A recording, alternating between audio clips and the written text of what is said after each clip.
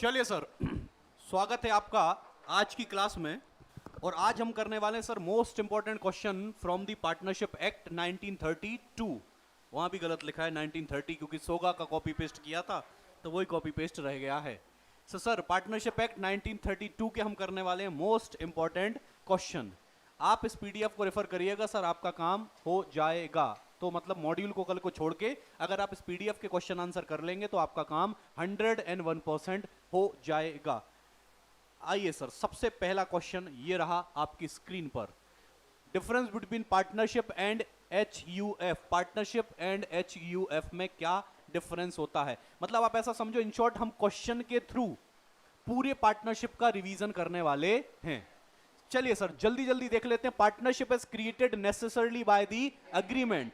On the other end जो HUF होती है वो क्रिएट होती है status means its creation by birth in the family. Death of partner ordinarily lead to dissolution of partnership. लेकिन अगर डेथ होती है यहां पर मेंबर की तो एचयूएफ का business comes to an end नहीं होता है। थर्ड लिखा है all the partners are equally entitled to take part in the partnership business. लेकिन राइट ऑफ मैनेजमेंट यहां पर किसके पास होगा? कर्ता के पास होगा। बाकी जो लोग होते हैं वो होते हैं को partners. Every partner can by his act bind the firm.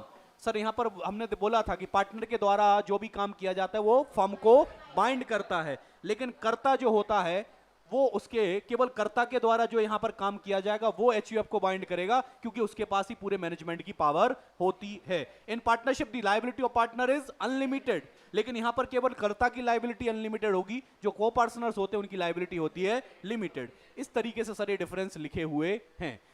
RTP में भी दिया है और मोक टेस्ट में भी दिया था सर इन्होंने। लीजिए सर ये पढ़ लिए। मे 20 की आरटीपी थी, उसका क्वेश्चन है partner indeed virtually embraces the character of both principal and agent. Mutual agency के ऊपर आप देखिए कितना बढ़िया क्वेश्चन पूछा है। Describe the said statement keeping in view of the provision of Indian partnership 1932। Subject to provision of section 18 of the Indian Partnership Act 1932, a partner is the agent of the firm for the purpose of business of the firm. As per section 4, partnership is the relation between the partners who have agreed to share the profit of business carried on by all or any one of them. Any one of them से यहां से पता चलता है कि there is a mutual agency. The definition clearly suggests that any of the partner can be agent or agent of the other so far as partner act for himself and his own interest in the common concern of partnership, he may properly be deemed as a principal, and so far as act for the partner he may properly be deemed as an agent. देखिए कितने बढ़िया तरीके से उन्होंने समझाया है इस line का मतलब कि सर म्यूचुअल एजेंसी कैसे होती है। The partner indeed virtually embraces the character of both principal and agent. इस तरीके से आपको आंसर्स प्रेजेंट करने हैं। मुझे ऐसा लगता है कि जो अपकमिंग एग्जाम है उसमें क्वेश्चन आपको यहां से मिल जाएंगे। चलिए sir moving head, next question क्या लिखा है ये लीजिए। What is the conclusive evidence of partnership? State the circumstances when partnership is not considered between two or more parties. अपन ने याद है वो कहानी कुछ तो पढ़ी थी, ट्रू टेस्ट ऑफ पार्टनरशिप, वहीं से ही आया क्वेश्चन। क्या लिखा है देखें एक बार पढ़ लेते हैं। The cardinal principle of partner mutual agency is the conclusive evidence. Existence of this principle help to decide whether two or more person are partner or not. इसी से ही पता चलेगा कि दो लोग पार्टनर हैं या नहीं है। Each partner carrying on the business is the principal as well as agent of the others, so act of the one partner done on behalf of firm bind all the partners. If element of mutual agency relationship exist between the parties constituting a group formed with a view to earn profit by running a business, partnership is deemed to be। तो क्या क्या बोला sir उन्होंने? Act of the firm क्या होना चाहिए? Act of the one क्या होना चाहिए? फर्म को बाइंड करना चाहिए, ऑल अदर पार्टनर को बाइंड करना चाहिए, म्यूचुअल एजेंसी रिलेशन एग्जिस्ट होना चाहिए। सर वहां पर एक ग्रुप होना चाहिए जो अर्न कर रहा हो प्रॉफिट एक बिजनेस को चलाकर। बोलो चलेगा? आगे क्या लिखा? Circumstances when partnership is not considered between two or more parties. ऐसी कौन कौन सी सिचुएशन है जब दो लोगों के बीच में हम पार्टनरशिप नहीं बोलेंगे? पहला क्या लिखा है? ये यहां से होगा, ये लीजिए। Parties have not written any record of terms and condition of partnership, मतलब कोई डीड वगैरह नहीं है। Partnership business has maintain no account of its own, कोई फाइनेंशियल स्टेटमेंट्स भी नहीं है। No account of partnership was opened with any bank, किसी बैंक के पास आपका बैंक अकाउंट भी नहीं है, और no return intimation was conveyed to deputy director of procurement with respect to newly created, मतलब आपने कोई रजिस्ट्रेशन जैसी कोई प्रोसेस नहीं कर रखी है। अगर ऐसे कोई भी डॉक्यूमेंट अवेलेबल नहीं है तो हम किसी भी बेसिस पर उस ग्रुप ऑफ पर्सन को पार्टनरशिप नहीं बोल सकते हैं। आइए सर आगे, ये लीजिए अगेन बढ़िया question. Business carried on by all or any one of them acting for all. Discuss the statement under the Indian Partnership Act 1932. जनवरी 21 का क्वेश्चन है sorry. The business must be carried on by all the partner or by anyone or more of the partner acting for all. In other words, there should be binding contract of mutual agency between the partners. An act of one partner is in the course of business of the firm is in effect as act of the all partners. Each partner carrying on the business is the principal as well as agent for all other partner. He is an agent in so far as he can bind the other partner by his act, and he is a principal to the extent he is bound by the act of other partner. यही होता है principal और agent का मतलब। मैं agent की तरह काम कर रहा हूं, मतलब मेरे द्वारा किया गया काम बाकी पार्टनर्स को बाइंड करेगा, और बाकी पार्टनर का काम अगर मुझे बाइंड कर रहा है that means I am acting as a principal. अरे बोलो बात समझ में आती है क्या? पक्का। एक केडी कामत का सुप्रीम कोर्ट का केस भी दिया है। दो कंडीशन सेटिस्फाई होनी चाहिए। कौन सी दो कंडीशन है? एग्रीमेंट टू शेयर प्रॉफिट होना चाहिए, and business must be carried on by all और any one of them acting for all. लीजिए सर ये क्वेश्चन देखो कहां कहां आया है। आरटीपी में 20 में था, नवंबर 20 में था, मई 20 में फिर से था, और जनवरी 21 में था। क्या क्या था? Partnership at will and particular partnership. Partnership at will क्या बोलती है सर? जिसमें कोई टाइम फिक्स नहीं है, जब तक है जान वाली कहानी है ना, जब तक इच्छा है तब तक चलती रहेगी। पर्टिकुलर पार्टनरशिप क्या होती है? जो किसी एक स्पेसिफिक पर्पस के लिए होती है, किसी इवेंट के लिए होती है, उसको बोलते हैं पर्टिकुलर पार्टनरशिप। चलिए 4 बार क्वेश्चन पूछा गया इसलिए ध्यान रखना। लीजिए सर केस स्टडी आरटीपी नवंबर 19 का क्वेश्चन।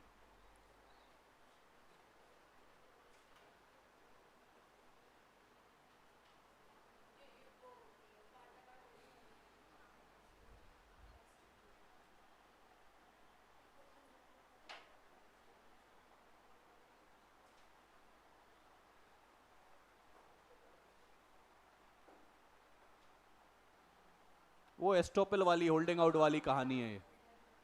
लीजिए सर इसका आंसर जरूर पढ़िए। If a partner of a firm represent another as a partner to third party, even though he is not a partner and such person does not deny it, he is a partner by estoppel or holding out. If the third party contract with the firm believing that the person represented is a partner, then such partner by estoppel shall be liable for the contract and his liability shall be। क्या मेरी बात समझ में आ रही? क्योंकि आप बन गए हो पार्टनर बाय एस्टॉपेल या होल्डिंग आउट, थर्ड पार्टी के लिए आप पार्टनर माने जाओगे और उसके लिए आप लायबल भी। बाकी उन्होंने केस डिस्कस कर दिया है, और Z can recover the money from the X and A। ये कंक्लूजन हो गया। बोलिए सर। लीजिए नेक्स्ट क्वेश्चन। नॉमिनल पार्टनर क्या होता है, उसकी लायबिलिटीज क्या होती हैं? नेक्स्ट क्वेश्चन लीजिए सर। माइनर, ये बहुत बेहतरीन क्वेश्चन है सर। लीगल पोजीशन क्या है आफ्टर अटेनिंग मेजोरिटी? अगर उसने ऑप्ट किया है पार्टनर बनने में तो क्या होगा, और अगर उसने डिसाइड नहीं किया कि नहीं बनना पार्टनर तो क्या होगा? बहुत बढ़िया क्वेश्चन, बहुत इंपॉर्टेंट क्वेश्चन। जनरली शुरुआत वहीं से होगी कि माइनर पार्टनर नहीं बन सकता है, लेकिन बना सकते हैं ओनली फॉर द बेनिफिट और by the consent of all the partners. अब आगे क्या होगा वो इंपॉर्टेंट है। लीजिए पहला, if the minor become a partner on his own willingness, या तो वो फेल हो जाए, वो 6 महीने वाली 6 महीने वो नोटिस देना भूल जाए तो बाय डिफॉल्ट पार्टनर बन जाता है। होगा क्या? His right and liability given in section 30 of Indian partnership act are as follows. He become personally liable to third parties for all act of the firm done since he was admitted to the benefit of partnership. His share in the property and the profit of the firm remains the same to which he was entitled as a minor. और अगर वो elect नहीं करता है तो क्या होगा? His right and liability continue to those of minor up to the date of giving public notice. His share shall not be liable for any act of the firm done after the date of notice. Date of notice के बाद उसकी कोई भी liability नहीं होगी. He shall be entitled to sue the partner for his share of the property or profit. जो भी उसका एज अ माइनर प्रॉफिट बनता है, शेयर प्रॉपर्टी में शेयर बनता है, उसके लिए वो केस फाइल कर सकता है अगेंस्ट दी पार्टनर्स. अच्छा क्वेश्चन है सर, ध्यान रखना है. ये लीजिए, देखो कितनी जगह आया है क्वेश्चन.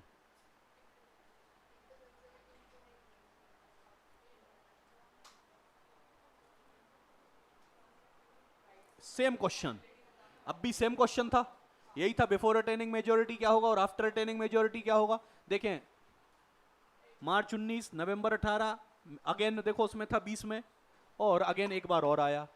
तो इतने टाइम से क्वेश्चन आया है, मतलब आने के चांसेस बहुत ज्यादा है. मतलब वो क्वेश्चन आप क्या करिएगा, लिखते समय जब मैंने बोला था क्योंकि समय कम है, तो जो क्वेश्चन 3 से 4 बार आया है वो क्वेश्चन आप लिख के देख लीजिएगा, बाकी को एक प्लेन रीडिंग कर लीजिएगा.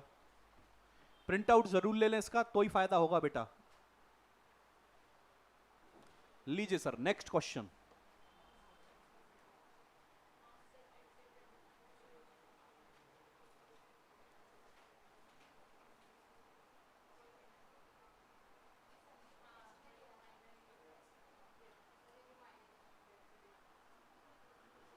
ये भी देखो वही माइनर के ऊपर ही क्वेश्चन है. नवंबर 19 में बेटा ये क्वेश्चन आया था एग्जाम में, बुक में भी है. हाँ, सब वहीं के क्वेश्चन है. बहुत ही बढ़िया क्वेश्चन है सर. अगेन वो अगर नोटिस देना भूल गया तो बाय डिफॉल्ट पार्टनर बन जाएगा, और जब वो एडमिट हुआ था एज अ माइनर, तब से उसकी लायबिलिटी हो जाएगी, उसका प्रॉफिट सेम रहेगा. वो यहां पर लिखना था सर. तो देखो, क्वेश्चन पूछने के तरीके अलग है. डायरेक्ट क्वेश्चन भी पूछ लिया और केस स्टडी बेस्ड भी पूछ लिया, लेकिन आंसर्स आप देखें सब सेम ही चल रहे हैं.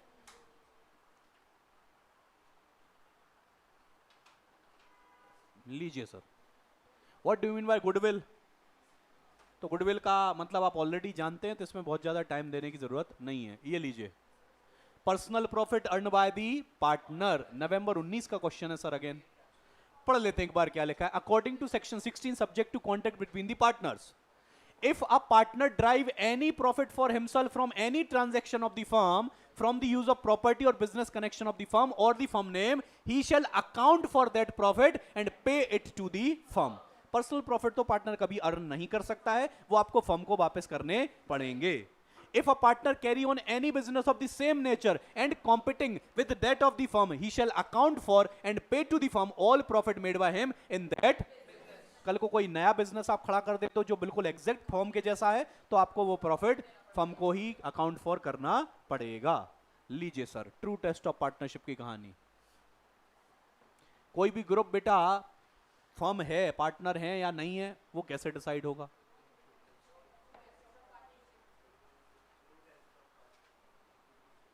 ये देखें, सबसे पहले तो एग्रीमेंट होना चाहिए, शेयर दी प्रॉफिट होना चाहिए, कैरीड ऑन बाय और एनीवन. ये 3 चीजें ही अपन चेक करते हैं, जिसको अपन बोलते हैं ट्रू टेस्ट ऑफ पार्टनरशिप. बोलो चलेगा, पक्का. अब इन्होंने डिटेल में देखो, आप ऐसे लिख सकते हैं, एग्जाम में प्रेजेंटेशन ऐसे कर सकते हो आप, पहले तीनों लिख दो, फिर बाद में तीनों को एक्सप्लेन कर दो. लीजिए सर, ये केस स्टडी पढ़िए.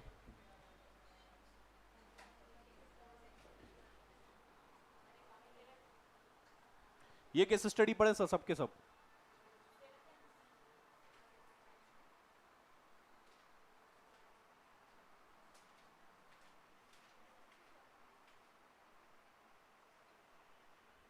और पढ़ते समय देखो इस बात का ध्यान रखो, मतलब ये क्वेश्चन अभी तक एग्जाम में नहीं आया है, इसका मतलब आने की प्रोबेबिलिटी सबसे ज्यादा है. देखो इतनी जगह डाला उन्होंने, हर मॉक टेस्ट पेपर में डाला है उन्होंने, मतलब अब चांसेस हैं कि अब आपके जून एग्जाम में यही आना है क्वेश्चन. तो यहां मैं लिख देता हूं,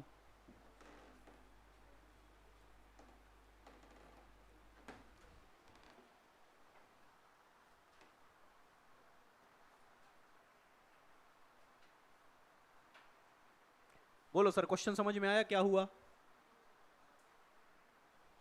पढ़ें, आंसर पढ़ लें. पहले क्वेश्चन पढ़ा कि नहीं पढ़ा, कि मैं नहीं पढ़ा अकेला.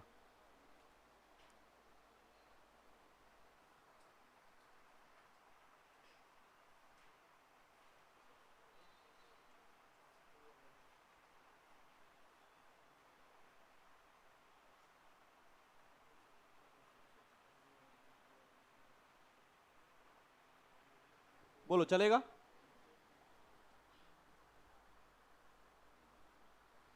अब आराम से बेटा इसका सॉल्यूशन पढ़ो आप।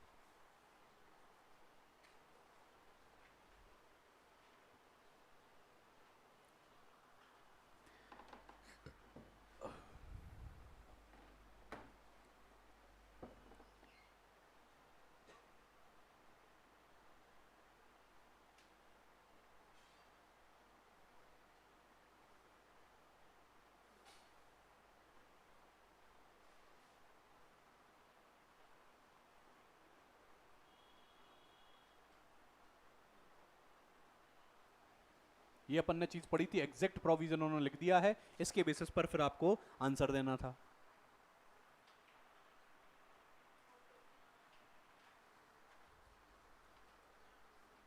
आगे बढ़ो, आगे पढ़ो।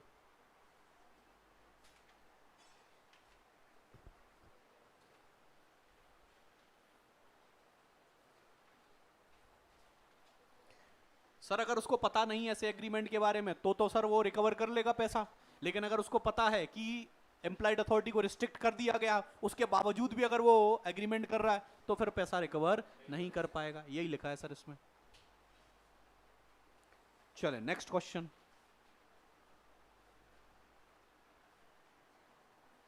एम्प्लॉयड अथॉरिटी के ऊपर ही क्वेश्चन आ गया वापस। वो याद है अपन ने एम्प्लॉयड अथॉरिटी क्या होती है और कौन कौन से काम है, ये इतने सारे जो एम्प्लॉयड अथॉरिटी के अंदर नहीं आते हैं। Submit a dispute, open a bank account, compromise और रिलिंक्विश और withdraw suit, admit any liability, acquire immovable property, transfer immovable property, enter into partnership, ये सारे काम एम्प्लॉयड अथॉरिटी के अंदर नहीं आते हैं।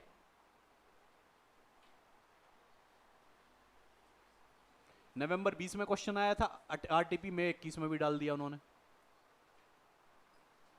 अगर किसी एसेट्स को मिस अप्लाई कर दिया जाता है तो क्या लायबिलिटी आएगी?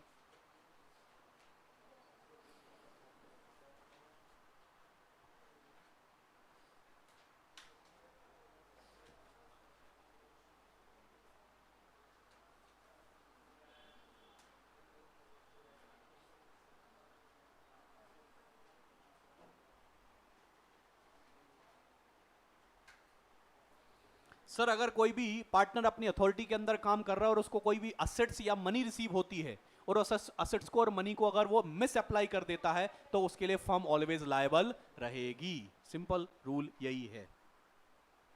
लो साहब, इतना बड़ा क्वेश्चन वही है क्या? अच्छा ये अलग क्वेश्चन है।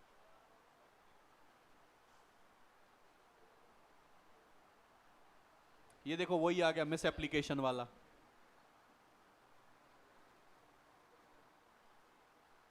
तो यहां भी वही आएगा कि अगर पार्टनर अथॉरिटी के अंदर रहकर असेट्स को रिसीव कर रहा है तो भले वो उसने पर्सनल यूज के लिए ही क्यों ना कर ली हो, उसके लिए फर्म लायबल रहेगी। लेकिन अगर पार्टनर ने कोई मनी या असेट्स को रिसीव किया जो उसकी अथॉरिटी में नहीं था, फिर वो फर्म लायबल उसके लिए नहीं होगी। तो बहुत अच्छे अच्छे क्वेश्चन सर यहां पर दिए गए हैं।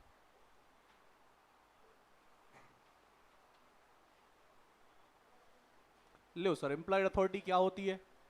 Point out extent of partners employ authority in case of emergency. एक हमने इमरजेंसी वाली सिचुएशन अलग से पढ़ी थी अगर याद होगी, कि सर हर पार्टनर को वैसे काम करना चाहिए जो ऑर्डिनरी प्रूडेंस में कोई पर्सन करता है लॉस को मिनिमाइज करने के लिए। बोलो चलेगा? इसका आप कुछ मत करें, मैं आपको बार बार बोल रहा हूं प्रिंट आउट निकाल लें। पार्टनरशिप के लिए केवल आपको यही रिवाइज करना है, इससे ज्यादा और कोई जरूरत नहीं है सर। आप कुछ मत करो, बस यही पढ़ो, बार बार पढ़ो। जो क्वेश्चन मल्टीपल टाइम आए उनको लिख लिख कर देख लो। आप ये पाएंगे कि सर आपसे पार्टनरशिप के जितने भी क्वेश्चन आएंगे, चाहे वो डायरेक्ट क्वेश्चन हो चाहे वो केस स्टडी बेस्ड क्वेश्चन हो, आपसे बन जाएंगे, इस बात की गारंटी है। आप सोचो टोटल पीडीएफ कितने पेज का है? 82 पेज का है। तो ऑन एन एवरेज इसमें 30-35 क्वेश्चन तो हैं। अब इससे ज्यादा क्या ही प्रैक्टिस करोगे आप? क्वेश्चन के थ्रू सारे प्रोविजंस कवर हो चुके हैं। तो आप कुछ मत करो, बस बढ़िया सामने प्रिंट आउट रखो, डेली बेसिस पर उसको बार बार रिवाइज करो, लिख लिख कर देख लो। अब क्योंकि टाइम कम है तो लिख लिख कर कौन से देखोगे? जो कम से कम 3 या 4 बार क्वेश्चन पूछे गए हैं। बाकी क्वेश्चन को अंडरलाइन कर लो, जो इंपॉर्टेंट उसके टर्म्स हैं वर्ड्स हैं उनको हाईलाइट कर लो, बाकी आपका काम हो जाएगा। बोलिए सर चलेगा? देखिए आप क्वेश्चन के थ्रू सारे प्रोविजन बेटा इसमें कवर हो रहे हैं। ये देखें, effect of notice to acting partner क्या होगा। अगर नोटिस दे दिया एक्टिंग पार्टनर को तो ये माना जाता है कि वो पूरी फर्म को दे दिया गया है, यही पढ़ा था। अब चाहे आप नोटिस सॉरी आप जाके नोट्स पढ़ो या क्वेश्चन के थ्रू पढ़ लो, बात तो सेम है। अच्छा वहां पर नोट्स नहीं आएंगे, वहां पर क्वेश्चंस आएंगे और आप वही क्वेश्चन पढ़कर गए हो तो कॉन्फिडेंस अलग लेवल का आता है, प्रेजेंटेशन बहुत बेहतर ढंग पे हो पाएगी। तो मैंने आपको सोगा का ऑलरेडी दे दिया है, पार्टनरशिप का ये रहा, और आने वाले टाइम में मैं आपको बाकियों के भी दे दूंगा। तो अल्टीमेटली आप क्या करिएगा, 1 जून से सारे लॉ के एक साथ कंपाइल कर लेना और बस उसी को बार बार पढ़ते रहना। 20 जून 25 जून तक जाते जाते आप ये बोलोगे कि सर लॉ का पेपर आन दो फिर देखते हैं, और आपका रिप्लाई यही आएगा आफ्टर गिविंग द एग्जामिनेशन कि सर ये इसमें तो वही क्वेश्चन आए थे जो दिए हैं। क्योंकि इसमें कोई चमत्कार नहीं है, इसमें सारे ही क्वेश्चन डाल दिए गए हैं, तो आएगा कहां से, कुछ यहीं से आएगा। कल को क्वेश्चन चेंज हो जाएगा, प्रोविजन थोड़ी चेंज हो जाएगा। भाई इंप्लाइड अथॉरिटी होती है, अब चाहे वो 10 तरीके से पूछे तुमसे। क्या मेरी बात समझ में आ रही? तो वैसी कहानियां हैं सर। लो देखो वापस माइनर का क्वेश्चन आ गया। अपन ने कितनी बार पढ़ लिया ये कि माइनर को एडमिट कर सकते हैं कि नहीं कर सकते हैं। हमने तो उसके आगे तक का पढ़ लिया कि जब वो मेजर हो जाएगा तब क्या करना है। तो बहुत सारे क्वेश्चन सर रिपीट बेसिस पर यहाँ पे एक बार देखेंगे तो आपको समझ में आएगा। ये देखें कौन सा क्वेश्चन है, ये क्वेश्चन पढ़े।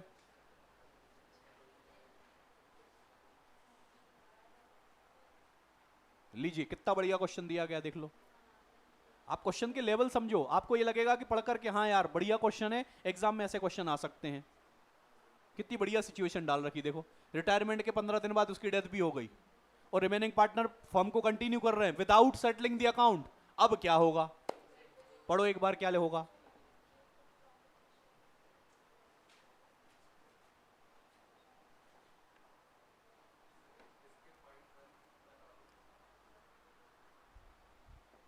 सबसे पहले लिखा क्या है, where partner dies or otherwise ceases to be partner and there is no final settlement of account between the legal representative of the deceased partner and the firm, if there is no agreement to the contrary, legal representative of deceased partner or retired partner are entitled to claim। पहला क्या claim करेगा, such share of profit earned after the death or retirement of the partner which is attributable to the use of his share of the। आपने उसका final settlement नहीं किया, उसकी property को use करके आप बिजनेस आगे चला रहे हो, तो उसका जितना प्रॉफिट बनता था वो उसके लिए क्लेम कर सकता है। और क्या कर सकता है, interest at the rate of 6% per annum on the amount of A share in the property, तो 6% का इंटरेस्ट भी क्लेम कर सकता। बाकी देखो वही बातें लिखी हैं। 20% प्रॉफिट मांग लेगा क्योंकि 20% के लिए वो था, पार्टनर था। बाकी क्या मांग लेगा, इंटरेस्ट। देखो कितना प्रेजेंटेशन, देखो आप कितना बेहतरीन ढंग से किया गया है। अब ऐसे ही तो क्वेश्चन लिखने पड़ेंगे, आंसर लिखने पड़ेंगे आपको एग्जाम में। मैंने आपको क्वेश्चन आंसर तो दे दिए, इसके बावजूद भी आप सोच रहे हो या पूछ रहे हो कि प्रेजेंटेशन कैसे करना है, तो फिर तो ये बड़ी दिक्कत की बात है। लो सर ये देखो, ट्रांसफर ऑफ इंटरेस्ट पढ़ा था अपन ने, उसके ऊपर क्वेश्चन है।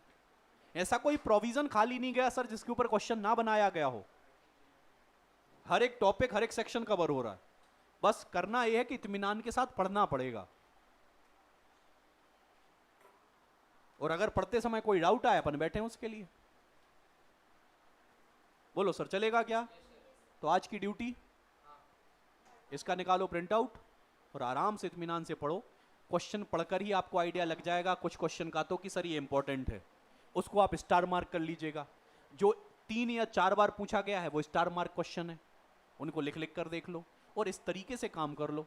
ऑनलाइन वाले बच्चों के लिए अपन ये लिंक में दे देंगे ड्राइव में, तो आप वहां से डाउनलोड करो। आपके लिए ये सारा मटेरियल, हमें कहाँ ले जाना है इसको बांध के। अभी अपना इंडियन कॉन्ट्रैक्ट एक्ट चल रहा है, जैसे ही वो खत्म होगा उसका कंपाइलर आपको मिल जाएगा। हम तो बैठे ही इसके लिए। और एग्जाम के दौरान अपन क्या करने वाले हैं, जब आपका एग्जाम के लिए वो 1 दिन का गैप मिलता है ना, 1 दिन का, अपन कुछ 20 क्वेश्चन निकालेंगे पूरे में से, लॉ में से 12, 15, 20 क्वेश्चन मैक्सिमम, और वो पूरे रिवाइज कर लेंगे इस उम्मीद के साथ कि ये मोस्ट इंपॉर्टेंट क्वेश्चन है। क्या बात समझ में आ रही मेरी? जैसे यहां पर आप देखो, इसमें से अपन पार्टनरशिप में से जितने क्वेश्चन एग्जाम में आते हैं उतने ही क्वेश्चन निकाल लेंगे। मतलब एक मैं फाइनल पेपर बना दूंगा आपके लिए, और वो पेपर अपन क्या करेंगे, लगे हाथ सॉल्व कर लेंगे क्लास में। हो सकता है उसमें से ही कुछ अच्छा आ जाए। अरे बोलो बात समझ में आ रही क्या? तो अपन एक पेपर कब करेंगे, जब 1 दिन का गैप मिलता है उसके अंदर। बोलो सर, चलेगा? चलें तो सर, तो आज का ये होमवर्क है, क्योंकि गर्मी बहुत ज़्यादा हो रही है तो इसलिए पॉसिबल हो नहीं पा रहा है कि ज़्यादा इसको खींचा जाए। ये वैसे भी ये लाइट भी बहुत हीट पैदा कर रही है। सो ठीक है सर, चलेगा? चलें सर, तो ये आज की आपकी रिस्पॉन्सिबिलिटी रहेगी, होमवर्क रहेगा। आज मिलेंगे सर आपसे 4 बजे, 4 बजे ऑन अनअकैडमी। ध्यान रखना है, हम करेंगे MTP of chapter number 1 and 2 of business economics. वापस मिलेंगे आपसे 6 बजे।